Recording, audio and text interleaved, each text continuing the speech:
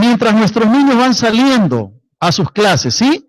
Vamos a despedir a nuestros niños y aprovechemos para saludarnos, desearnos la bendición de Dios los unos a los otros.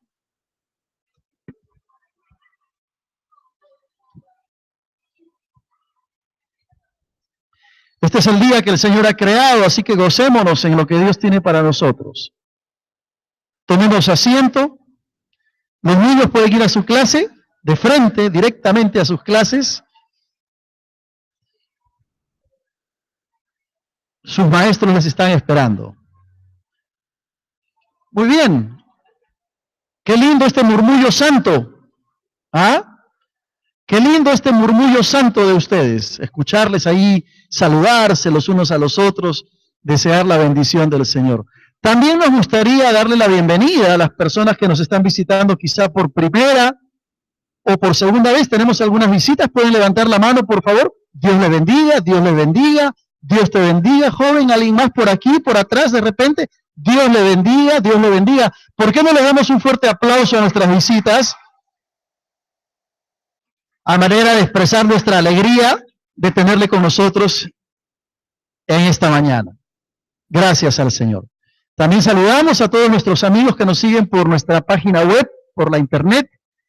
El día de hoy, domingo 13 de noviembre de 2016, Día del Señor, ya estamos aquí para compartir la palabra de Dios. Hemos estado en nuestra serie sobre el libro de Efesios y tuvimos un alto, un paréntesis hicimos en razón de que tocábamos otros temas y otra vez hemos retornado a nuestra epístola a los Efesios. Y el día de hoy queremos ver lo que hemos denominado el comportamiento ético del creyente en la iglesia. La conducta, las normas éticas del creyente dentro del contexto de la iglesia. Y vamos a tratar de responder algunas preguntas. Ahora, tengo que confesar algo. Cuando empecé a estudiar el texto de Efesios capítulo 4, versículo 17 en adelante, mi idea era cubrirlo hasta el versículo 32. Pero me di cuenta que iba a ser una tarea titánica, casi imposible, y que íbamos a tener que tener un sermón de por lo menos 2 horas y media. Así que dije, no, esto vamos a tener que partirlo por lo menos en 3 temas. El día de hoy vamos a entrar a ver una introducción, y la próxima semana y la siguiente semana entonces estaremos viendo también los aspectos prácticos de lo que significa el comportamiento ético del creyente en la vida de la iglesia. Trataremos de responder esa pregunta. ¿Cómo debe comportarse un creyente en el contexto de la iglesia local? Casi siempre hablamos y nos enfocamos mayormente en cómo debe comportarse el creyente fuera de la iglesia, ¿no? Casi siempre hablamos de eso. Bueno, queremos hablar a lo largo de estas semanas cómo tiene que ser nuestra conducta cristiana en el contexto de la iglesia. Y el contexto de la carta del apóstol Pablo a los Efesios nos permite entender mejor aquello que el apóstol quería decirle a los hermanos en la iglesia de Éfeso. La iglesia de Éfeso estaba en la ciudad de Éfeso, y eso es importante entenderlo y comprenderlo. No era una iglesia que estaba, ¿no es cierto?, ahí en la nebulosa. No, quedaba en la ciudad de Éfeso. Y estando ahí en la ciudad de Éfeso, el apóstol Pablo le escribe toda esta carta. Vamos a leer el capítulo 4, a partir del versículo 17 hasta el versículo 24, que será el tema de nuestra meditación en los próximos minutos. Efesios, capítulo 4, versículo 17 al 24, dice así. Esto pues digo y requiero en el Señor, que ya no andéis como los otros gentiles que andan en la vanidad de su mente, teniendo el entendimiento entenebrecido, ajenos de la vida de Dios, por la ignorancia que en ellos hay, por la dureza de su corazón. Los cuales, después que perdieron toda sensibilidad, se entregaron a la lascivia para cometer con avidez toda clase de impureza.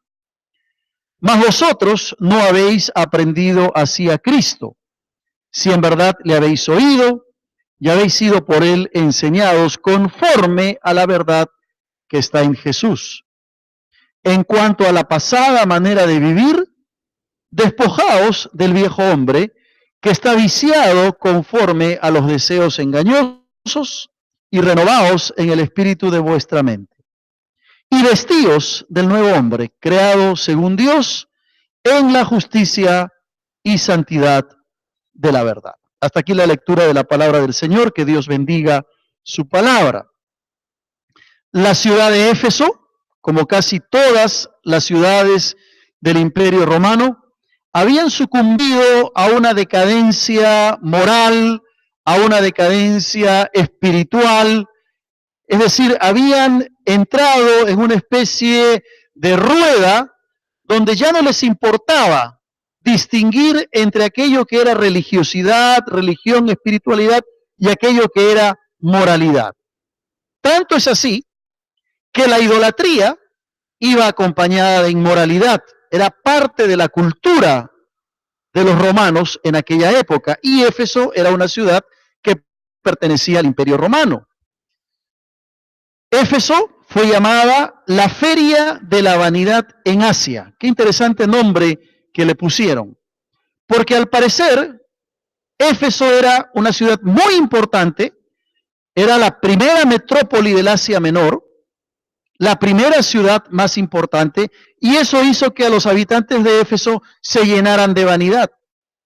Entonces, noten ustedes esta mezcla de idolatría con inmoralidad y con orgullo que estaba profundamente arraigada en la ciudad de Éfeso. En esa ciudad había una iglesia cristiana. Y Pablo les va a escribir a los hermanos de Éfeso. Era muy común en Éfeso ver no solo un énfasis en todo lo que tiene que ver con el comercio, sino también que había un énfasis muy marcado en todo lo que se conoce como el hedonismo, es decir, la cultura del placer. Todo lo que se hacía en la ciudad de Éfeso, en razón de la vanidad, en razón de la idolatría y la inmoralidad, giraba en torno al comercio, porque Éfeso era una ciudad que estaba muy cerca del mar Egeo, en el Asia Menor, y por lo tanto los barcos podían llegar a Éfeso y la convertían en una ciudad muy comercial. Pero además, y aparte de ser comercial, era una ciudad donde la búsqueda del placer, del hedonismo, era algo evidente y marcado. Entonces, cuando Pablo les escribe a los hermanos en Éfeso, les recuerda que el Israel del Antiguo Testamento y los gentiles convertidos ahora eran un nuevo pueblo, era una nueva nación, era un pueblo que Dios estaba creando para sí en medio de una sociedad corrupta, inmoral, idolátrica, etc. Ahora imagínense ustedes, como creyentes, vivir en una ciudad así. Éfeso no era una ciudad muy grande, era una ciudad pequeña, aunque era muy importante. Entonces era muy fácil que toda la influencia de la religión y de la cultura se vaya metiendo poco a poco en la vida de la iglesia. ¿Qué hace Pablo? Les escribe una carta. Y en esa carta les va a hacer conscientes de que hay un peligro tremendo de la influencia de la cultura y la sociedad romana que podía empezar a afectar tremendamente a los cristianos. Y por eso les escribe la carta a los Efesios y particularmente en el capítulo 4, a partir del versículo 17, les va a dar una serie de instrucciones. Ahora, Pablo va a responder un par de preguntas, que son nuestras preguntas en esta mañana. La primera pregunta, ¿cómo no deben conducirse, andar un creyente? ¿Cómo no debe caminar un cristiano? Es lo que Pablo va a señalar a partir del versículo 17 en adelante. Hay que entender que el apóstol Pablo usa mucho la figura del andar, del caminar. En otros pasajes, en otros libros del Nuevo Testamento, otras epístolas, Pablo va a hablar mucho de lo que es el andar y el caminar en la vida del creyente. Y lo que Pablo está diciendo es que los creyentes no deben caminar de cierta manera. No deben conducirse en cierta manera. Porque para Pablo, la manera como uno camina en la vida se determina por el pensamiento. y se determina por las prácticas que esa persona tiene en la vida. Es decir, tú estás caminando de una forma, esa forma de caminar en tu vida responde a un pensamiento, responde a una serie de prácticas que tú ya has hecho parte de tu vida y que se expresan, que se ven en tu caminar. Un ejemplo muy sencillo, el chismoso. El chismoso no se vuelve chismoso de la noche a la mañana, ¿no es cierto? El chismoso es chismoso porque ya tiene una práctica del chisme. Y en su mente ha resuelto que hablar de otros no está mal. Y por eso chismea. Ejemplo clarito de lo que la manera como se determina el caminar en la vida de acuerdo al pensamiento o a la conducta o a las prácticas que cada uno tiene. Entonces Pablo les va a decir a los hermanos en Éfeso, tengan cuidado. Ustedes no tienen que caminar de cierta manera. ¿Qué es lo primero que les dice? No deben caminar en la vanidad de su mente, teniendo el entendimiento entenebrecido. Es lo primero que Pablo les dice. Ustedes tienen que ser diferentes a la gente de Éfeso. Y si Éfeso era llamada la feria de las vanidades en el Asia Menor, ustedes que ahora son creyentes, aunque son de Éfeso, tienen que darse cuenta que no pueden caminar en su vida cristiana en la vanidad de la mente. Y Pablo añade algo más, en la vanidad de la mente, teniendo el entendimiento entenebrecido. Noten que 2 veces en este versículo se habla de mente y se habla de entendimiento. Esto nos habla de que pueden haber cosas que uno va albergando en su mente, que va definiendo como patrones de pensamiento, como esquemas mentales que tú vas elaborando en tu cabecita, que van a determinar en el futuro la manera como tú caminas, la manera como tú andas.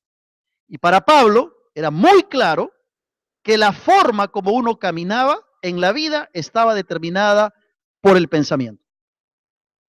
2 veces en un versículo habla de la vanidad en la mente y habla del entendimiento. ¿Qué había pasado con los habitantes de Éfeso?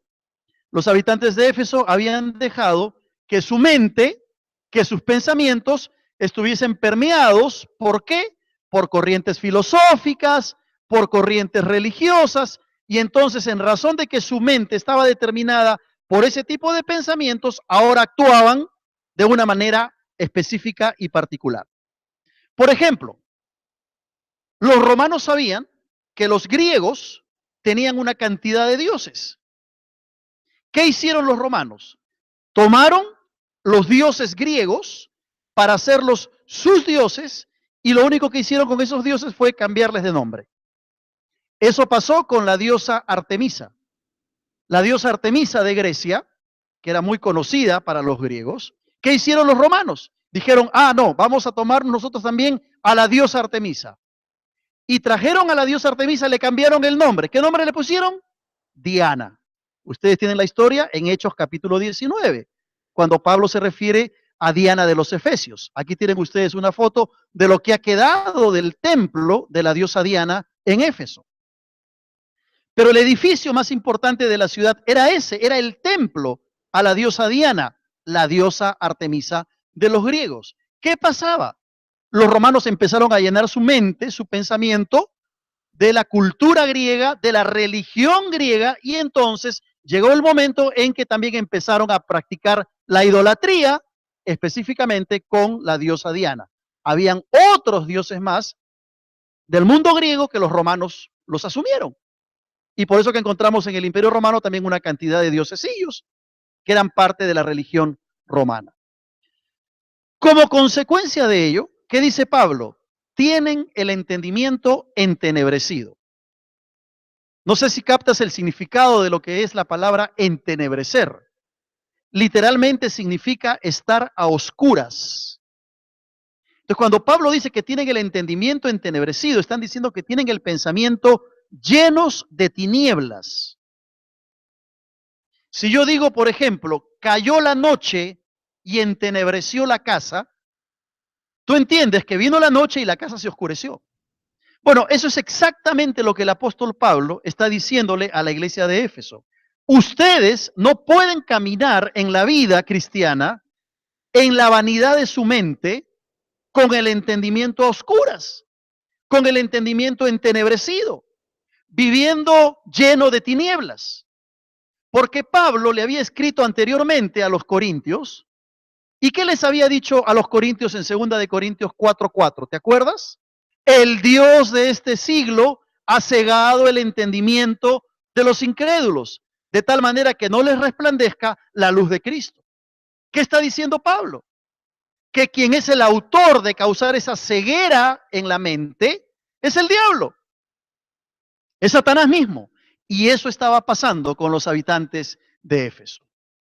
Por lo tanto, esa condición de esta gente de Éfeso era un peligro para la vida de la iglesia, porque los creyentes podían contagiarse de ese estilo de pensamiento, de esa cultura, y dejar a un lado los principios de la vida cristiana para volverse como los habitantes de Éfeso. Ahora, aquí viene una pregunta práctica para cada uno de nosotros, ¿no? Ustedes saben que a mí siempre me gusta hacer preguntas prácticas después de un análisis del texto bíblico. Y la pregunta práctica cae por su propio peso. La pregunta es, ¿qué estamos pensando? ¿Qué estamos guardando en nuestra mente, en nuestro pensamiento, que a lo mejor está afectando la manera como caminamos en la vida cristiana? Si yo creo que el chisme es parte de la cultura y lo envuelvo, lo desarrollo en mi pensamiento, se va a hacer algo práctico en mi vida. Entonces yo tengo que ponerme a pensar qué es lo que estoy pensando. ¿Cuánto de los pensamientos, de las filosofías de este mundo están permeando mi mente, están permeando mi capacidad de pensar?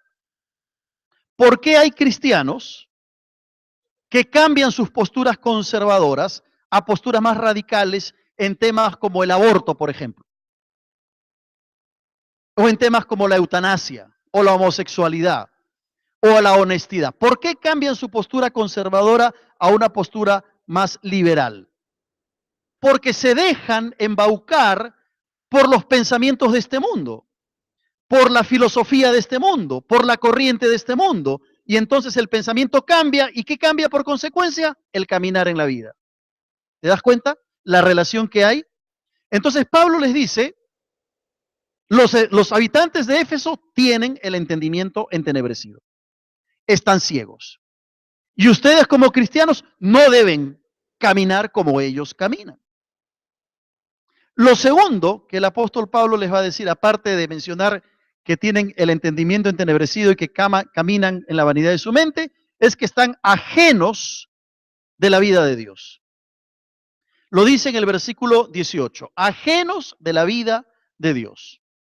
Ahora, tiene sentido cuando Pablo les advierte a los creyentes acerca de esto, porque en Éfeso, como bien hemos señalado, al ver muchos dioses y al haber una cultura que se enfocaba en la búsqueda del placer, a los habitantes de Éfeso no les importaba Dios. Caminaban como si Dios no existiera. Estaban ajenos a la vida de Dios. Los romanos habían asumido la religiosidad de los griegos, cambiándole nombre a sus dioses, como hemos señalado. Entonces no les importaba nada acerca del Dios de la Biblia. ¿Habían escuchado ellos acerca de Jehová? Claro que sí, porque ellos habían invadido Israel, conocían a los judíos, sabían lo que los judíos creían y pensaban, pero lo que ellos hicieron fue rechazar la verdad de un Dios creador, de un Dios omnipotente, omnisciente, justo y santo. ¿Qué era lo que más les interesaba a los habitantes de Éfeso? ¿Estar bien con Dios? No. Estar bien con todos los diosesillos que ellos habían creado, porque además comercialmente significaba una ganancia para ellos. La historia también aparece en el libro de Hechos. Por eso es que Pablo les va a decir, no vivan ajenos a la vida de Dios. No vivan ajenos a la vida de Dios. No vivan de espaldas a Dios, es lo que Pablo les está diciendo, como lo hacen los gentiles. No vivan siendo extraños a todo lo que Dios quiere darles y Dios le promete. Pablo es claro en la advertencia a los hermanos de Éfeso. Ahora, tú y yo sabemos muy bien que la vida cristiana es una batalla sin límites, ¿no es verdad? Es una lucha constante y permanente. Pero también sabemos que la vida cristiana significa que hemos pasado de muerte a vida. Hemos pasado de un dueño a un señor y un amo. Hemos pasado del reino de las tinieblas al reino de Dios. Antes nuestro amo era Satanás, éramos esclavos de Satanás, ahora somos esclavos de Jesucristo. Amén. Hay un cambio en la vida. Entonces, si hay un cambio, Pablo le tiene que decir a los efesios, ustedes tienen que vivir distinto a como viven los del mundo. Tienen que vivir de manera diferente a como viven los habitantes de Éfeso. Ellos vivían ajenos a la vida de Dios, mostrando todo lo contrario a lo que era la voluntad de Dios. Y para Pablo, estar ajenos a la vida de Dios significa estar espiritualmente desconectado. Eso es lo que significa para Pablo. Vivir ajenos de la vida de Dios es estar espiritualmente desconectado de Dios. Ahora, la figura es muy clara. Tú sabes lo que sucede con un artefacto eléctrico cuando lo conectas. Y sabes lo que sucede cuando lo desconectas, ¿verdad? Aquí las hermanas seguramente de vez en cuando usan la secadora de cabello. Bueno, si tú quieres secarte el cabello, tienes que conectar tu secadora, ¿no es cierto? Porque si no, no va a funcionar. Si tú quieres planchar una camisa, quieres planchar un pantalón, un vestido, tú puedes tener la mejor plancha del mundo, bien pesadita, te costó bien caro, nuevecita, el mejor planchador, pero si tú la plancha no la enchufas en el tomacorriente, no la conectas, esa plancha no te sirve de nada. Esa plancha no cumple el propósito. Entonces, cuando Pablo dice que los efesios están ajenos a la vida de Dios, está diciendo que esos efesios están espiritualmente desconectados de Dios. Y que el creyente de Éfeso no debería caminar ajeno a la vida de Dios, porque eso es estar desconectado de Dios. Y estar desconectado de Dios significa muerte espiritual. No hay energía, no hay poder, no hay relación, no cumples el propósito que Dios tiene para ti. ¿Por qué? Porque estás desconectado. Y Pablo dice que la persona que vive ajena a Dios, desconectada de Dios, puede ser por la ignorancia que en ellos hay o por la dureza del corazón. Hay dos razones por las cuales estos efesios vivían dándole las espaldas a Dios. Una era por su ignorancia, la otra era por la dureza del corazón. Vamos a explicar cada una de ellas. ¿Qué es la ignorancia? La ignorancia no es otra cosa que desconocer a Dios. No es otra cosa que desconocer las enseñanzas de Dios. Una persona ignorante es una persona que no conoce. Es una persona que no se ha enterado de algo, ¿verdad? Es una persona que no ha sido instruida o que no se ha dejado instruir en algún tema en particular. Entonces, la ignorancia convive con nosotros. Por ejemplo, si tú te pasas una luz roja aduciendo que no sabías que pasarse la luz roja está mal, el policía te va a poner una papeleta y a lo mejor o a lo peor hasta un accidente puedes generar. ¿Puedes tú en algún momento decir, yo no sabía que pasarse la luz roja estaba mal? No. Por más que lo ignores. Si tú ignoras algo de la ley, sigues siendo culpable de haber violentado la ley. Tú no puedes ir donde un juez y decirle, señor juez, disculpe, yo no sabía que había esta ley. No puedes. El ignorar la ley no te exculpa de las consecuencias de violentar la ley. De la misma manera sucede cuando Pablo dice que estos hombres viven ajenos a la vida de Dios por la ignorancia. Esa ignorancia que tienen ellos de Dios no los justifica. Nadie va a poder pararse delante de Dios y decir, Señor, yo no sabía que esto era pecado, yo no sabía que esto no tenía que hacer, o yo no sabía que esto no debía cometer. no habrá justificación. Entonces, ¿por qué decimos esto? Porque el hecho de que tú ignores la ley de Dios, ignores la voluntad de Dios, no te exculpa del pecado. De allí que sea importante que como cristianos conozcamos lo que dice la palabra de Dios, conozcamos lo que dice las enseñanzas de Dios, que vayamos a la escuela bíblica, que tomemos clases, que estudiemos la palabra en nuestras células, en nuestro ministerio, porque el ignorar no nos libra de las consecuencias de nuestro pecado. Pero el segundo motivo, Pablo dice, por la dureza del corazón. Qué interesante que una cosa está ligada a la otra. Porque si tú ignoras la verdad de Dios, te aseguro que si tú ignoras la verdad de Dios, vas a entrar en un proceso de endurecimiento de tu corazón. Es como 1 más 1 es 2. No hay vuelta que darle. Tú rechazas a Dios, rechazas su palabra, ignoras la palabra de Dios, poco a poco te vas a ir endureciendo en tu corazón. Y el endurecimiento del corazón podría llamarse conciencia cauterizada. ¿Entiendes el concepto? Y la conciencia cauterizada no es otra cosa que la pérdida de la sensibilidad espiritual. Y cuando un creyente pierde la sensibilidad espiritual es porque su corazón ya se endureció. Es aquel creyente que ya no le importa pecar. Es aquel creyente que ya no le importa incumplir las palabras de Dios. Desobedece sin importarle las consecuencias.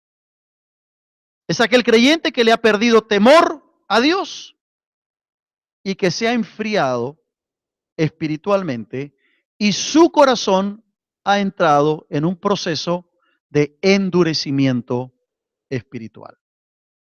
Se le llama la atención con amor, se le trata de corregir, pero a él o a ella no le importa. Dios le habla a su vida, no responde a lo que Dios le dice. ¿Qué ha pasado? Se ha vuelto insensible. El corazón se volvió duro. Ha dejado que el pecado se enseñoree de él y ahora ya no puede escuchar la voz de Dios, no puede obedecerla y no puede responder a las exigencias y las demandas que Dios le hace. Pablo exhorta a los creyentes a no caminar como los gentiles pecadores a riesgo de que el corazón se endurezca. Hemos cantado, Señor, purifícame, líbrame del mal. Le hemos dicho que nuestro corazón no se endurezca. Ese ha sido nuestro cántico en esta mañana. Yo te pregunto, ¿cómo está tu corazón delante de Dios? Solo Dios puede ver tu corazón a profundidad. Yo no puedo verlo. Yo puedo ver tu rostro, puedo ver tus ojos, puedo ver tu accionar, pero el corazón solo lo ve Dios. ¿Te acuerdas cuando el proverbista hablando de esto dice, sobre toda cosa guardada, ¿guarda qué cosa? Tu corazón, porque de él fluye la vida. El corazón es traicionero, el corazón es engañoso, lo dice Jeremías, engañoso y perverso es el corazón más que todas las cosas. ¿Quién lo conocerá? De ahí la importancia de no vivir como los otros, como la gente que no conoce al Señor, dándole las espaldas a Dios, habiendo caído en la ignorancia y dejando que el corazón se endurezca. Yo decía la vez pasada, ¿te acordarás? El mayor enemigo que los cristianos tenemos no es el diablo ni el mundo, somos nosotros. Es nuestro propio corazón que nos traiciona y que nos lleva a fallar a Dios. Entonces, Pablo está exhortándole a los creyentes, no caminen de esta manera, sean distintos, sean diferentes. Y ahora pasa a decirles cómo sí deben andar los cristianos. ¿De qué manera entonces tenemos que conducirnos? Recordemos que todo esto es la introducción para el mensaje del próximo domingo, donde vamos a hablar de los aspectos prácticos que Pablo menciona de cómo debemos caminar. Pero Pablo aquí empieza a dar el contraste, a señalar el contraste. Va a señalar que la iglesia cristiana, la iglesia de Cristo, no aprendió estas cosas que los gentiles hacen. No aprendió a caminar como caminan estos pecadores. No aprendió a albergar en su mente filosofías ni pensamientos de los gentiles. Va a señalar que los creyentes son distintos, son de otra madera, que deben demostrar otra actitud, otro estilo de vida, un testimonio claro, que tienen que diferenciarse de aquellos que viven en la vanidad de su mente. ¿Y qué es lo primero que Pablo le señala? Bueno, ustedes como iglesia, dice, tienen que despojarse del viejo hombre. Lo dice claro en el versículo 22. En cuanto a la pasada manera de vivir, despojaos del viejo hombre que está viciado conforme a los deseos engañosos. Pablo frecuentemente, así como usa la figura del caminar o del andar, usa también la figura del vestirse o desvestirse, frecuentemente. Y aquí dice que hay que vestirse del nuevo hombre y desvestirse del viejo hombre en todo el pasaje. Todos entendemos lo que significa despojarse de algo, ¿no es cierto? Si yo tengo mucho calor y quiero quitarme el saco, me despojo de mi saco, me lo quito, me lo saco de encima, me lo arranco. Esa es la idea de despojarse. Ahora, ¿qué es el viejo hombre? ¿A qué se refiere Pablo cuando habla del viejo hombre? El viejo hombre no es lo mismo que un hombre viejo, por si acaso. Son dos cosas distintas. Y cuando habla del viejo hombre, no está hablando de género masculino. Está hablando de la naturaleza, la vieja naturaleza, si queremos ponerlo en otras palabras. Entonces, cuando Pablo habla del viejo hombre en un lenguaje más sencillo, está hablando de todas esos hábitos, todas esas costumbres, actitudes que hemos adquirido, ya sea de nuestros padres, de nuestros amigos, del mundo mismo, todas esas costumbres que antes de conocer a Cristo teníamos y que nos dominaban y controlaban nuestra vida. Por ejemplo, para algunos el viejo hombre se llama borrachera. Para otros el viejo hombre se llama inmoralidad sexual. Para otros el viejo hombre se llama chisme, mentira. Para otros el viejo hombre era violencia doméstica contra la esposa, maltrato a los hijos. Todo eso era el viejo hombre. Pero cuando uno viene a Cristo, el Señor transforma la vida y el borracho ya no gasta el dinero en el alcohol, sino que ahora lo gasta en la educación de los hijos. Hay un cambio. El que era inmoral ya no vuelve más a la inmoralidad. Ahora su mente está siendo renovada por el Señor. El que era mentiroso y chismoso cambia su actitud y sus palabras son otras. ¿Te das cuenta? El viejo hombre es esa vieja naturaleza. ¿Qué es lo que Pablo dice? Hay que despojarse del viejo hombre. Y añade que ese viejo hombre está viciado conforme a los deseos engañosos. Tú sabes lo que es un vicio, ¿verdad? Es una costumbre, una práctica habitual de algo que te gusta mucho hacer, pero que sabes que éticamente, moralmente está mal. Pablo dice, este viejo hombre está viciado, está afectado, está sujeto al pecado. Y hemos mencionado estos vicios, la borrachera, la fornicación, la mentira, etcétera, etcétera.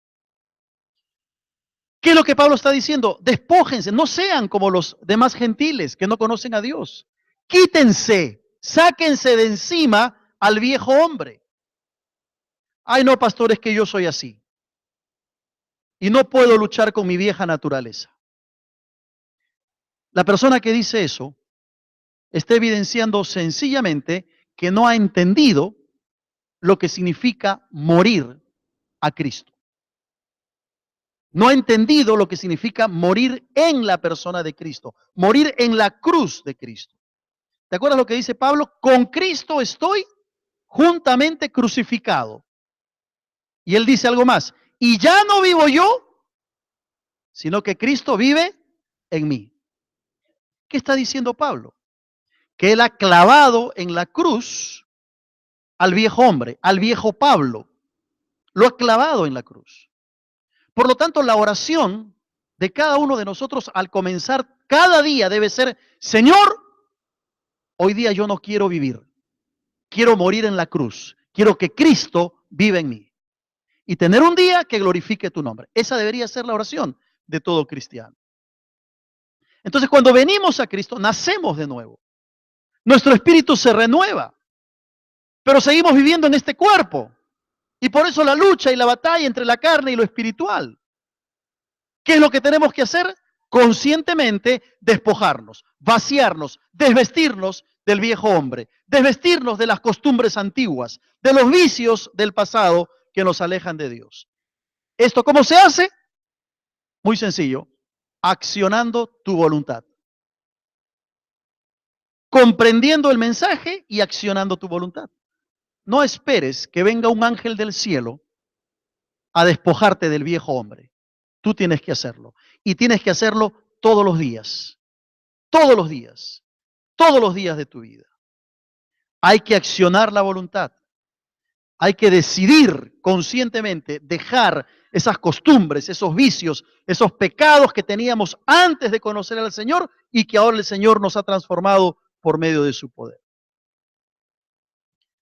Y esto va ligado a lo segundo que le dice Pablo, porque les dice hay que renovarse en el espíritu de la mente. Tú no puedes dejar el viejo hombre si primero no te has renovado en tus pensamientos. Lo repito, tú no puedes, no podrás dejar el viejo hombre si primero no hay una renovación del espíritu de tu mente, de tu entendimiento. Todo empieza en la mente. Y encontramos frecuentemente esta exhortación a renovar la mente, a renovar el entendimiento, a renovar los pensamientos, a no dejarse dominar por los pensamientos y las filosofías imperantes que pueden estar de moda en una determinada sociedad. Es lo que Pablo le dice a estos hermanos. No dejen que su mente se vea afectada por el pensamiento inmoral, religioso de la época. Renuévense en el espíritu de su mente. Y la renovación de la mente, querido hermano, implica cambiar tu forma de pensar. Cambiar el pensamiento. Implica ejercer un dominio sobre tus pensamientos. Implica dejar que la palabra de Dios llene tu cabeza y llene tu corazón. Implica dejar que la palabra de Dios permee todo tu pensamiento. Tú nunca vas a poder experimentar la renovación de tu mente si no estás llenando esa mente con la palabra de Dios.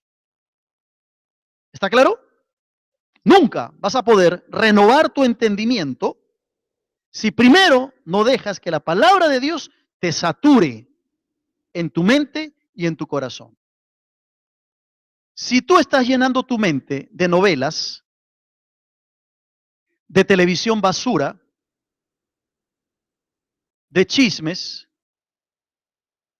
de pensamientos inmorales, de imágenes que no debes ver en el internet, no estás yendo por el camino de la renovación, estás yendo por el camino de la condenación. ¿Está claro? Si tú dejas que tu mente se llene de cosas que no deben llenarse, no pretendas ir por el camino de la renovación, estás yendo por el camino de la condenación. Así que tienes que preguntarte qué hay en tu mente, qué piensas, qué pasos concretos estás dando para renovar tu entendimiento, tu forma de pensar. ¿Te acuerdas lo que decía Lutero, Martín Lutero? No puedo evitar que los pájaros vuelen alrededor de mi cabeza, decía él, pero sí puedo evitar que hagan su nido en mi cabeza. Yo lo decía en función y en relación a los pensamientos. Todos los días somos bombardeados con pensamientos pecaminosos. Pasas por un kiosco y ves una imagen que no debes ver. Abres tu correo electrónico y por ahí aparece algo que no debió aparecer. Prendes la televisión porque quieres ver las noticias y aparecen cosas que dañan tu mente, que dañan tu pensamiento. No podemos evitarlo, pero sí puedes evitar que esos pensamientos hagan su nido en tu cabeza. Si tú conscientemente vas al internet a ver lo que no debes ver, si tú conscientemente vas a lugares que no debes ir, no pretendas tener una renovación de tu entendimiento. No pretendas cambiar tus esquemas mentales, porque tu mente se va llenando de cosas que no agradan a Dios. ¿Cuánto tiempo pasas con la palabra? Más bien sería la pregunta para nosotros. Porque es la palabra la que nos va a ayudar a cambiar nuestros pensamientos. Vienes a tus clases, estudias la Biblia, vas a tu célula, vienes a tu ministerio, dejas que se vayan formando tus pensamientos conforme a lo que la palabra de Dios dice, o pasas más tiempo frente al televisor o a la computadora. Renovarse en el espíritu de la mente. Es reemplazar tus pensamientos. Reemplazar lo negativo por lo positivo. Reemplazar la mediocridad por lo excelente. Reemplazar la informalidad por la seriedad. Reemplazar al diablo por Dios. Y reemplazar la carnalidad por la espiritualidad. Eso es. Renovar el espíritu de la mente. Tú sabes de memoria lo que dice Filipenses 4:8. Lo hemos estudiado y lo hemos memorizado. Por lo demás, hermanos, todo lo justo, todo lo honesto, todo lo puro, todo lo que es de buen nombre, si hay virtud alguna, si hay algo digno de alabanza, en esto pensad. ¿Qué piensas? ¿Qué estás pensando? ¿Qué estás albergando en tu mente? Tu vida cristiana y tu caminar se determina por lo que albergas, por lo que guardas en tu mente y en tus pensamientos. Y Pablo termina dándole una tercera instrucción, vestirse del nuevo hombre. Era obvio, porque si Pablo dice que hay que despojarse del viejo hombre, es porque inmediatamente va a señalar que hay que vestirse del nuevo hombre. Y el nuevo hombre es todo lo contrario al viejo hombre. Si para el viejo hombre las dificultades son siempre demasiado graves, el nuevo hombre descansa en Dios. Si las tentaciones son demasiado fuertes para el viejo hombre, el nuevo hombre reconoce que la victoria se la da Cristo. Si las personas son demasiado egoístas para el viejo hombre, si la carne resulta algo apetecible, si la vida resulta demasiado corta, el nuevo hombre mira el futuro de una manera distinta, optimista, confiando en Cristo, confiando en el poder del Señor. Cuando nacemos de nuevo, querido hermano, el viejo hombre está derrotado. Pero la palabra de Dios nos dice que todavía en estas circunstancias tú y yo tenemos que tomar acciones y tenemos que accionar nuestra voluntad. Disponer el corazón a morir a todas esa infinitud de pecados, actitudes, hábitos, costumbres. Renunciar a amigos que no nos bendicen. Renunciar a lugares que no debemos frecuentar. Y buscar entonces que el Señor nos permita caminar como Él quiere que caminemos, siendo luz y siendo testimonio. Tengo que ir terminando. Pablo nos exhorta a no caminar, a no conducirnos, a no andar como aquellos que no conocen a Dios, que andan en la vanidad de su mente y ajenos de la vida de Dios. Por el contrario, Él nos exhorta a despojarnos del viejo hombre, a renovar nuestro entendimiento y a vestirnos del nuevo hombre creado en Cristo Jesús. ¿Cómo estás caminando en la vida cristiana? ¿Cómo te estás conduciendo en la vida cristiana? Y si no conoces al Señor, hoy puedes entregarle tu vida y empezar a experimentar la nueva vida en Cristo. Amén. Vamos.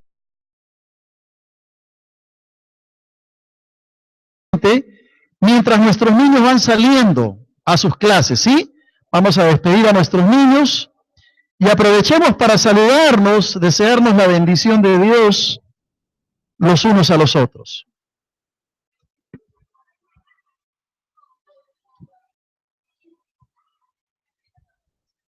Este es el día que el Señor ha creado, así que gocémonos en lo que Dios tiene para nosotros.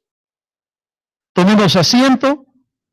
Los niños pueden ir a su clase, de frente, directamente a sus clases. Sus maestros les están esperando. Muy bien. Qué lindo este murmullo santo. ¿Ah? Qué lindo este murmullo santo de ustedes, escucharles ahí, saludarse los unos a los otros, desear la bendición del Señor. También nos gustaría darle la bienvenida a las personas que nos están visitando quizá por primera o por segunda vez. Tenemos algunas visitas, pueden levantar la mano, por favor. Dios le bendiga, Dios le bendiga, Dios te bendiga, joven, alguien más por aquí, por atrás, de repente. Dios le bendiga, Dios le bendiga. ¿Por qué no le damos un fuerte aplauso a nuestras visitas?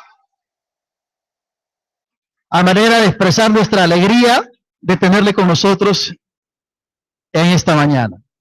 Gracias al Señor. También saludamos a todos nuestros amigos que nos siguen por nuestra página web, por la internet. El día de hoy, domingo 13 de noviembre de 2016, Día del Señor, ya estamos aquí para compartir la palabra de Dios. Hemos estado en nuestra serie sobre el libro de Efesios y tuvimos un paréntesis hicimos en razón de ello que el apóstol quería decirle a los hermanos en la iglesia de Éfeso. La iglesia de Éfeso estaba en la ciudad de Éfeso y eso es importante entenderlo y comprenderlo. No era una iglesia que estaba, ¿no es cierto?, ahí en la nebulosa. No, quedaba en la ciudad de Éfeso. Y estando ahí en la ciudad de Éfeso, el apóstol Pablo le escribe toda esta carta. Vamos a leer el capítulo 4 a partir del versículo 17 hasta el versículo 24, que será el tema de nuestra meditación en los próximos minutos. Efesios capítulo 4, versículo 17 al 24, dice así.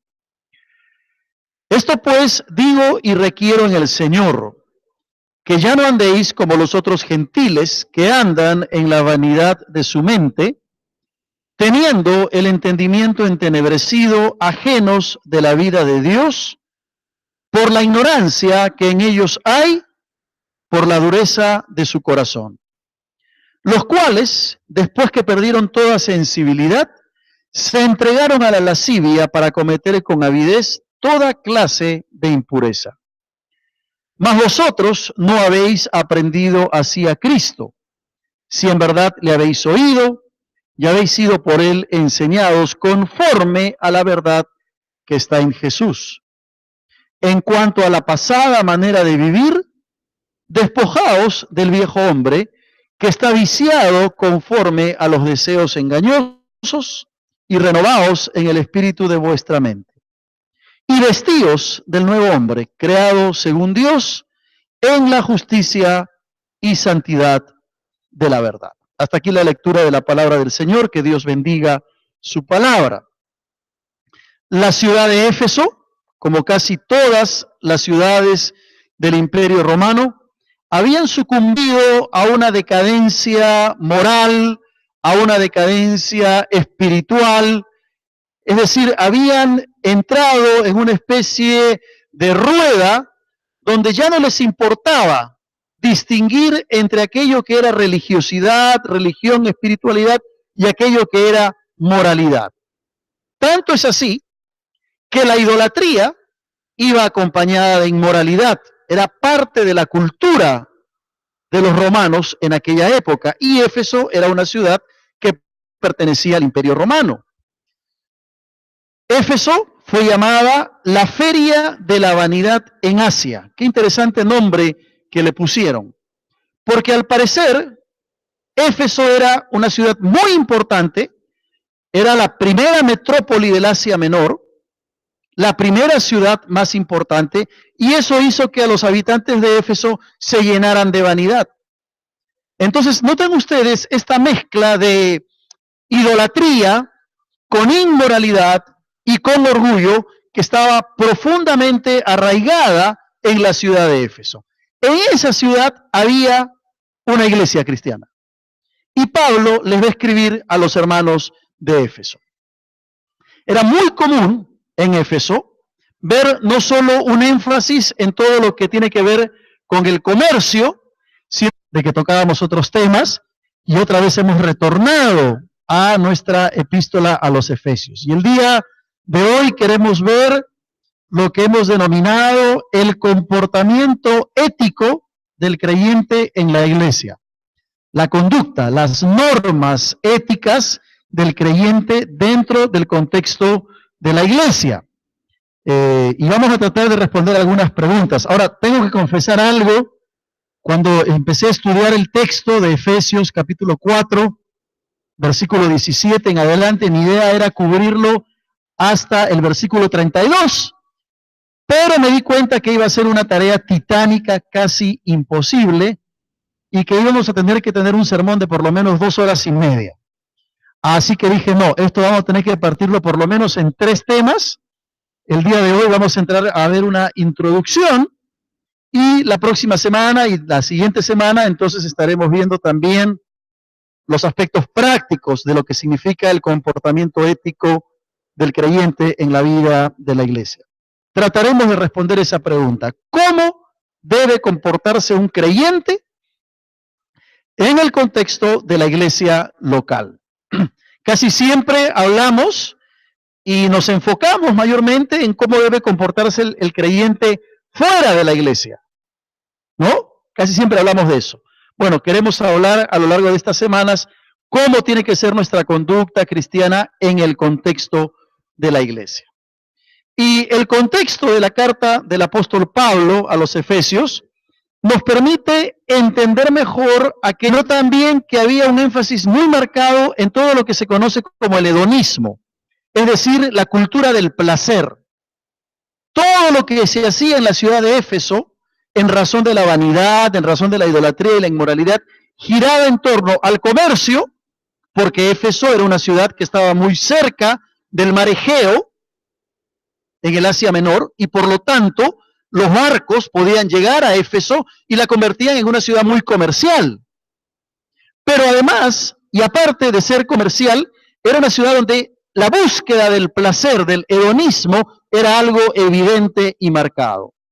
Entonces, cuando Pablo les escribe a los hermanos en Éfeso, les recuerda que el Israel del Antiguo Testamento y los gentiles convertidos ahora eran un nuevo pueblo, era una nueva nación, era un pueblo que Dios estaba creando para sí en medio de una sociedad corrupta, inmoral, idolátrica, etc.